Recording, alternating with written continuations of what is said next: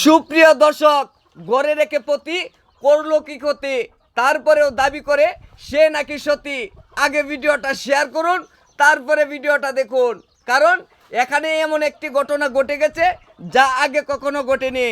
দেবর ভাবির হালকা করে কট, আর কট খাওয়ার পর এখন তো মূলত গ্রামবাসীরা এসে তাদেরকে ধরে ফেলেছে।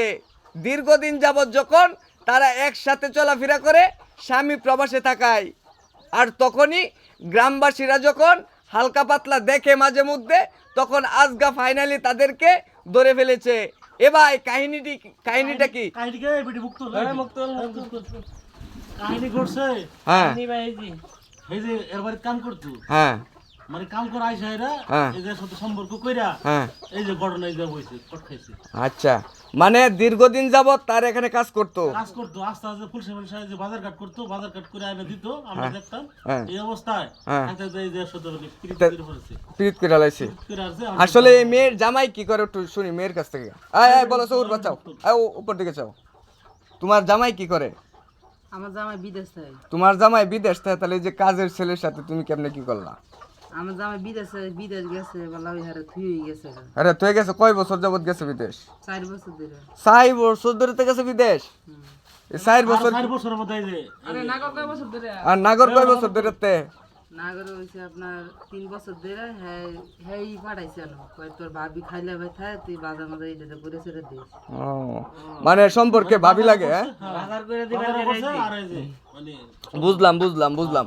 এখন কথা হইছে, এই ছেলে তুমি কি এই মেয়েরে বিয়ে করবা? আমার ঘরে বউ আছে, মেয়ের বিয়ে করতে হবে। এই বড় বিয়া করবি না, ফিরে পিরিত চুদকে লাগি পাবি। তো বিয়া করতে না, তাহলে তুমি এই যে পিরিত করলা কিভাবে? এতদিন এই যে 4-5 বছর তুমি কেমনে থাকলে এটা কো আমারে বুঝাও এটা। হ্যাঁ, কত খাবার যায় হলো তো হ্যাঁ 3 বছর তো এইভাবে ভালাই চলতেছে, আজকে তো হেরা দেখে করতে 3 বছর বালাই চলতেছি, মানে 3 বছর বালাই চলছো তোমরা নাকি? 3 বছর বালা চলার পরে তোমরা মনে করো যে এখন এই যে কট খাইছো নাকি? এখন কথা হয়েছে ভাই, এই ছেলের বাপ মারে ফোন দিছুন? ছেলের বাপ মানে ফোন দিছে, ওরা আসতে পারবে না, ওরা এখানে আসে না, এর কিন্তু বিচার অনেক আছে, বুঝছো? হ্যাঁ কারণ কি এলাকা আয় না, বলে যে আমরা ওগুলো আমরাই করব।